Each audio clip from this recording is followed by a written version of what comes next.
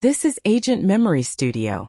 It's a visual playground for exploring typed memory architectures, working, episodic, semantic, and procedural, as they evolve in real time during long-horizon agent runs.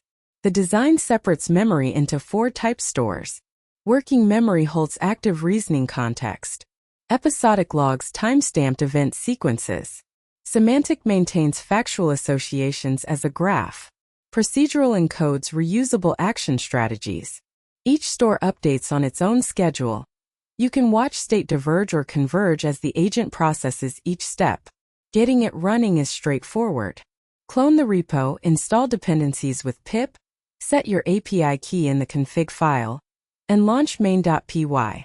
The dashboard binds to localhost and connects to the agent runtime on startup.